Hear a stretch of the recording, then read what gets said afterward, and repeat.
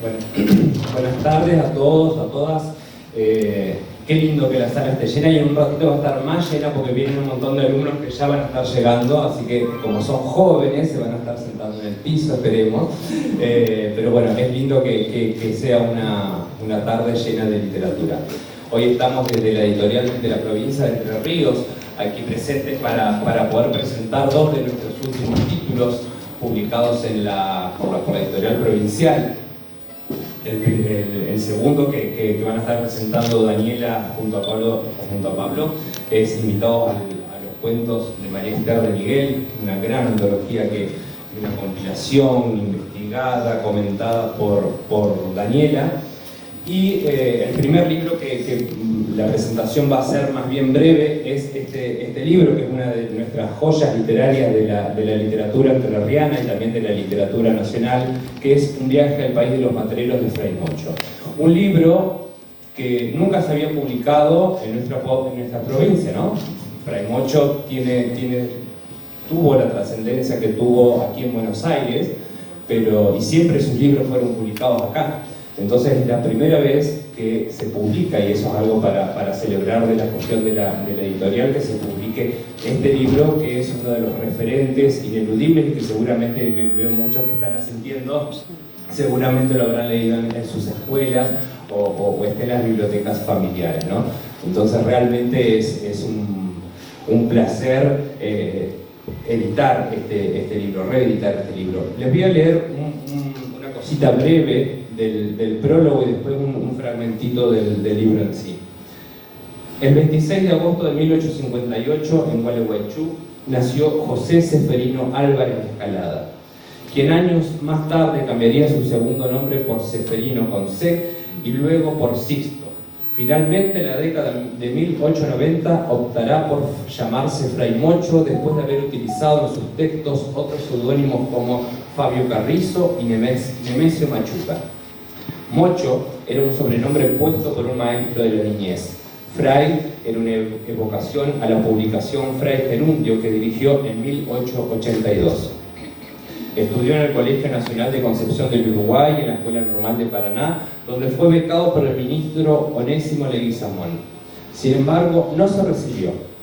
Fue expulsado por incitar la inasistencia colectiva a una clase, motivada por el desagrado hacia un profesor. Desde 1879 vivió en Buenos Aires, donde trabajó como periodista en diferentes medios. En 1882 publicó el libro de cuentos Esmeraldas, Cuentos Mundanos. En el 87, Vida de los ladrones célebres de Buenos Aires y sus formas de robar, una especie de manual para policías de la Oficina de Pesquisas, espacio fundado por él. Si bien no se considera este libro una obra literaria, fue el primer trabajo publicado sobre criminología. En 1897 publicó dos obras: Memorias de un vigilante y Un viaje al país de los matreros, cinematógrafo criollo. En 1898 cofundó la revista Caras y Caretas y publicó En el mar austral. Miguel Cané fue quien le instó para que escribiese teatro basándose en el manejo de los diálogos en las obras de Fray Mocho. Tras su muerte por bronconeumonía a sus 45 años, en 1903, sus textos fueron recopilados en Cuentos de Fray Mocho, Cuadros de la ciudad y Salero criollo. Este es un libro que empezamos a trabajar en plena pandemia, también como trabajamos con el libro de Daniela, y que nosotros, esta publicación, que está comentada allí en el inicio, es una fotografía de la obra publicada en el 97. Si ustedes la leen, van a ver que por ahí hay palabras que son diferentes, ¿no? Y eso habla de lo que decía Ferdinand de Saussure, de la lengua que muta y que cambia a lo largo de las épocas. Supongamos, para decir una cosa elemental, al principio en la primera página aparece Seibo con S. Y esas cosas las dejamos, agregamos una notita al pie para que no quede que parezca que seamos brutos, pero para decir, en esa época se escribía así, ¿no? Y después es una obra que está comentada con notas al final, que tienen que ver por ahí con el contexto histórico, porque es una obra que está muy anclada en ese presente, con unas cuestiones políticas muy marcadas, y con un humor y una belleza que todavía siguen haciendo que sea una obra vigente y que sea una obra que se pueda trabajar en las aulas. Les voy a leer un fragmento del primer capítulo para que ustedes tengan una idea, que se llama Pinceladas. La población más heterogénea y más curiosa de la República es seguramente la que acabo de visitar y que vive perdida entre los pajonales que festonean las costas entrerrianas y santafesinas, allá en la región en que el Paraná se expande triunfante. Qué imponente y qué majestuoso es allí el gran río, con sus embalsados que parecen islas flotantes, con sus pajonales impenetrables que quiebran la fuerza del oleaje y defienden del empate continuo la tierra invasora que poco a poco lo estrecha y que ya luce orgullosa su diadema de ceibos y de sauces. Con sus luces, con sus nubes de garzas blancas que al volar semejan papelitos que arrastrara el viento, con sus bandadas de macaes que zambullen chacotones persiguiendo las mojarras entre los camalotes florecidos, y con sus nutrias y sus carpinchos y sus canoas tripuladas por marineros de Chiripá, que parece que allí nomás a la vuelta del pajonal han dejado el caballo y las boleadoras. Qué curioso y qué original es este gran río que lucha desesperado por ensanchar sus dominios. Cómo se defiende la tierra de sus ataques y cómo avanza tenaz y cautelosa aprovechando la menor flaqueza de su adversario, y con qué orgullo tremola como un pendón de triunfo la florescencia vistosa y fragante de la vegetación que alimenta. Aquí el río impetuoso arranca de cuajo un pedazo de isla y le arrastra mansamente desmenuzándole hasta dejar en descubierto los tallos trenzados de las lianas y camalotes que formaran su esqueleto. Allá va a tenderlo como un rompeolas ante un ceibo veterano cuyas raíces sirven de asidero a las zarzas y enredaderas que ya dibujan en su contorno un futuro albardón, o lo estrella con fuerza sobre el tronco rugoso de un sauce sin hojas, paradero habitual de los enlutados uruguayes encargados de la vigilancia en la comarca. Y el capítulo sigue, ¿no? Pero fíjense la belleza poética que tiene la descripción. Y después van a aparecer los matreros, que son los relegados de la sociedad y que están viviendo en esas islas, ¿no? Y ahí con una lengua muy propia, y que Fray Mocho es escritor, que se convoca en 5 géneros rotativos año a año, que su premio principal son 2 jubilaciones mínimas para la persona que es galardonada y que también está en la publicación del libro. Y sin embargo, repito, es la primera vez que se publica Fray Mocho en nuestra provincia, así que eso realmente es un logro para destacar. Bueno, los dejo ahora con Daniela Churrarín y Pablo de Sanctis en la presentación de este hermoso libro.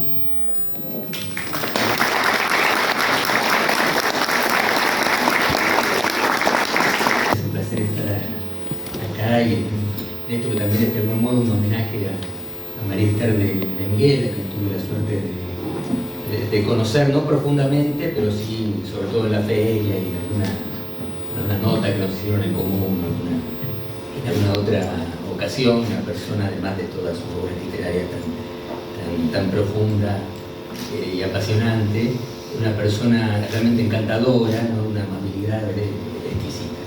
Hace unos años tuve la suerte también de ser invitado a la Feria del Libro de la Roque.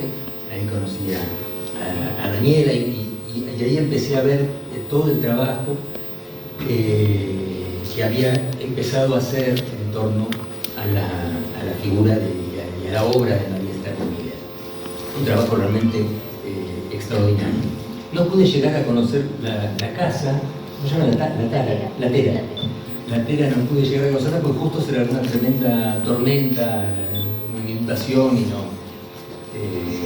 Bueno, se canceló la visita que ahora tuvimos al teatro. María Esther de Miguel, bueno, tuvo por lo que es más conocida es por sus novelas históricas, ¿no? El pintor general de la dama, Jaque a Paysandú, Espejos y daguerrotipos. En esas obras donde siempre está el elemento histórico, pero la mirada de ella siempre va, no es lo que ocurre al aire libre, sino más bien lo que ocurre a puertas cerradas, ¿no? Sobre todo la relación entre hombres y mujeres, ¿no?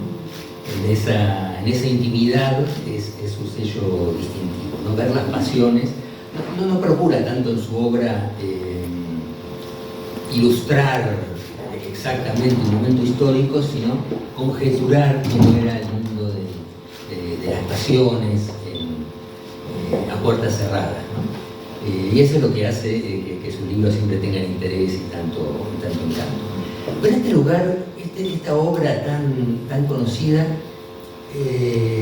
quizás es lo que menos refleja la vida íntima de María Esther de Miguel, ¿no? Están todos sus otros, el paisaje y su vida, que es justamente lo que descubre la obra que emprendió Daniela con el primer libro. Todos los libros tienen la palabra invitados en el título, ¿no? Estos 3 libros, ¿no? que me parece muy justa y muy atractiva, porque realmente se los está invitando a la lectura, ¿no? Cuando los escritores estamos vivos, vamos y damos difusión a nuestra obra y de alguna manera participamos de entrevistas, hacemos presentaciones, pero bueno, cuando un escritor ya no está, de alguna manera son los lectores los que tienen que mantener viva la obra. Daniela lo ha hecho con la obra de María Esther, pero en múltiples roles, ¿no? Como biógrafa, pero también como investigadora, como antóloga, ¿no? Y tiene una mirada muy firme, ¿no? Porque debido a la celebridad de la escritora, todo está en el mismo nivel, ¿no? Sino que hay un verdadero trabajo de selección, de preferencia, de decir por qué esto me interesa más que esto otro. Y a lo largo de toda esta investigación, el primer libro, Invitados al Paraíso, de carácter biográfico, el segundo, Invitados a las Crónicas, y el tercero, Invitados a los Cuentos, a los que veníamos leyendo a María Esther de Miguel nos daba una imagen nueva y bastante desconocida, ¿no? De muchos aspectos, inclusive de la vida de ella. Como, por ejemplo, una normalidad, pero yo siempre había escuchado que ella había sido monja. Siempre, inclusive tengo amigos en comunes con María Esther de Miguel, siempre había escuchado eso. Y después me enteré que no, había sido laica consagrada, ¿no? Bueno, o bien a través de los datos biográficos, o bien a través de las crónicas o de los cuentos, aparecen muchos rasgos de su vida. Por ejemplo, en los cuentos aparece el arroque, aparecen muchos cuentos donde hay un elemento que seguramente se debe a la fantasía, pero hay muchos que uno siente que hay algo que ha sido vivido, ¿no? Pienso, no sé, hay un cuento donde aparece Michi, que aparece el tema de la usina, ¿no? Que el padre de ella trabajaba en una usina. Seguramente el cuento es imaginario, pero el ambiente, o la casa grande, ¿no? También otro cuento donde se notan mucho los recuerdos de infancia mezclados con algo, un poco igual que en las novelas históricas, ¿no? Donde hay un elemento real, auténtico, y hay otro elemento que lo debemos a su imaginación. Por todo eso me parece un trabajo realmente extraordinario y que se ha mantenido en el tiempo. Yo a veces en los correos electrónicos veo que a veces un libro a veces se retrasan porque siempre a veces falta el papel, todas las cosas, todas las cosas que tienen que padecer los editores, que siempre sobre todo los años recientes, que en el mundo editorial siempre hay dificultades con el papel o con la tinta. La otra vez, por ejemplo, en un libro que tenía que aparecer mío, había problemas con el corte de los libros. El corte del papel, la guillotina, que nunca me había pasado. Pero bueno, a pesar de todo, tenemos este libro y los otros dos que lo antecedieron, tan fabulosos. Para terminar, me recordaba este trabajo de Daniela. Hay un cuento que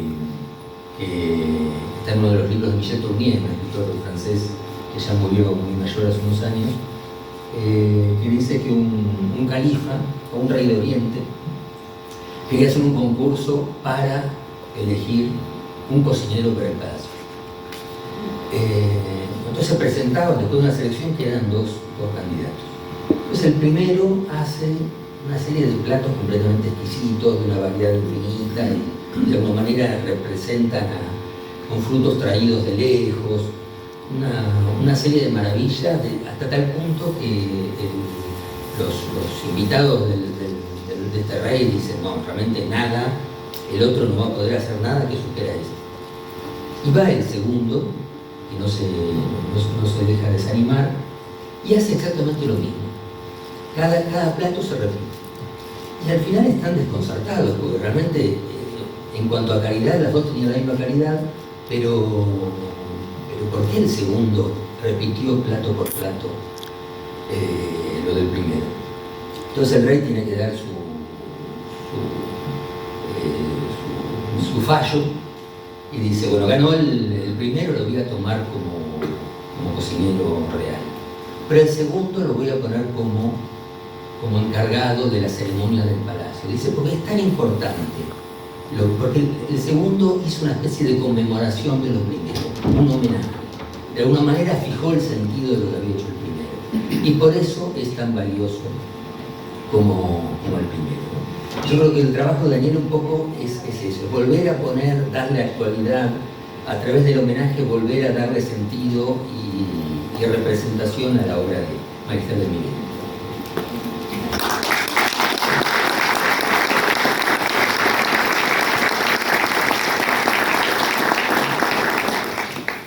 Bueno, muchas gracias Pablo por la compañía y, como siempre digo, por su generosa lectura que ha hecho desde el principio, acompañándome con este trabajo. Y por supuesto a Fanny, que también hemos tenido ya un largo recorrido de trabajo.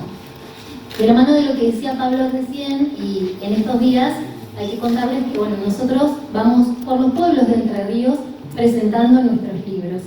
Y en este recorrido salía la voz de Héctor Tizón, otro gran escritor argentino, que anduvieron juntos con María de Miguel por ahí en algunos congresos de literatura. Y Héctor Tizón, en un libro que se llama Escritos de Frontera, dice algunas cosas muy interesantes sobre los escritores y sobre todo en este caso a María de Miguel, que la estamos recuperando con su primera obra, que es la cuentística entrerriana. Héctor Tizón dice, no hay escritores nacionales, ¿sí? El Quijote es de La Mancha y no de España. Bueno, nuestra María de Miguel, que fue tan conocida aquí en Buenos Aires por la novela histórica, qué orgullo que sea de La Roque y de Entre Ríos. Otra de las cosas que dice Héctor Tizón es, los escritores escribimos siempre de los mismos temas, del amor, de la muerte, de los deseos, y lo que hacemos es, cada escritor continúa la obra de otro, en búsqueda de una perfección jamás alcanzable. Entonces, en los cuentos de María de Miguel sí vamos a encontrar esos grandes temas, pero con una mirada muy profunda, desde, como decía Pablo recién, desde un pueblo que quizás los lectores competentes que somos de la zona, podemos ponerle en algunos casos hasta nombre y apellido, y otros, ¿sí?, agregar esos componentes de la ficción. Lo otro importante que dice Héctor Tizón es en cuanto a esto que agrega cada escritor: recuperar lo vivido, reflejar la realidad, fijarla nuevamente, conmoverse, compadecerse, moverse con otros, padecer con otros, y finalmente recuperar esa memoria y darle una nueva oportunidad, que es lo que estamos haciendo con los cuentos de María de Miguel, darle una nueva oportunidad, una nueva vida, volverlos a la superficie, darle ese justo homenaje que quizás los entrerrianos sí teníamos más cerca y conocidos, pero aquí en Buenos Aires, hoy que estamos haciendo la presentación, es una nueva oportunidad para quienes no la leyeron y para quienes la leyeron en su momento, volver a tenerla disponible. De modo que, sintetizando estos aspectos, que bueno es que María de Miguel, muy conocida aquí en Buenos Aires, en el país, a través de la editorial entrerriana, de la editorial de Entre Ríos, sea publicada con sus primeros trabajos. De manera que de mi parte dejo la invitación, invitados a los cuentos de María Esther de Miguel, que es una antología siempre desde el punto de vista de una lectora, de una admiradora de su obra y de alguien que nos deja muy bien a los larroquenses y a los entrerrianos. Así que de mi parte estoy muy orgullosa de estar aquí en este día representando a nuestra provincia y de convocar nuevamente a la lectura, de celebrar la literatura como decía hoy Fermi. De mi parte nada más y muchas gracias.